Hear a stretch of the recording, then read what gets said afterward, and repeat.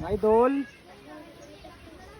welcome to my YouTube channel, Marvin Esparas, #boytulong. Ito po mga idol, yung mga container na po, yung mga galonan, yung mga galon ko, yung drum na po yun, mariles. Ito po nakatumpok dito, nandun pa sa kabila, marami pa doon mga container ng drum mariles dito. Ito po dito sa amin sa Sinda Alvarez. No? Kulang talaga dito mga idol sa amin tubig, no? So talagang napakalayo yung tubig, ganito pang tag-init, yung mga puso hindi na tumutubod, no? Yung mga balon diyan kinukuha namin ng tubig, wala na.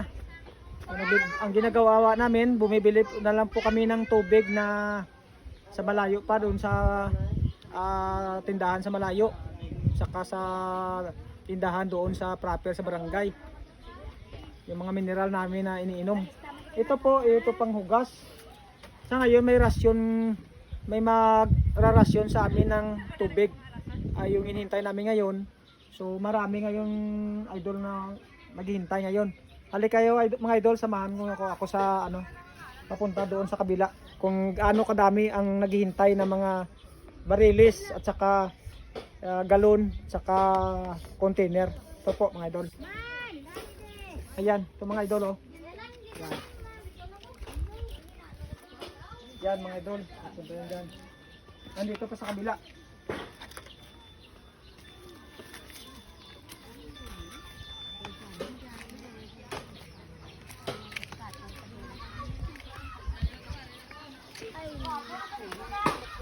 Ito pa mga idol, oh. Yan. Yan, ito pa mga idol. Yan. Ito pa. Yan mga idol, oh. Yan.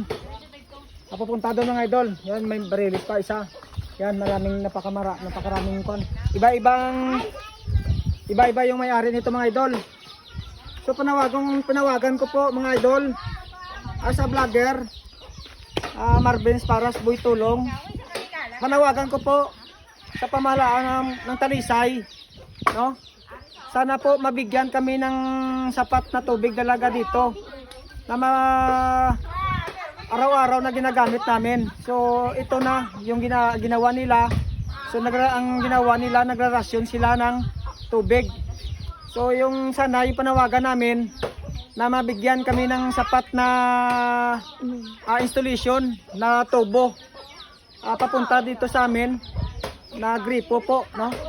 Saka para sa mainom din namin, kasi yung nandiyan sa kabila natin mga sinda, pwede nila mainom yung tubig na galing doon sa bukal, doon sa bukid, sa bundok, no?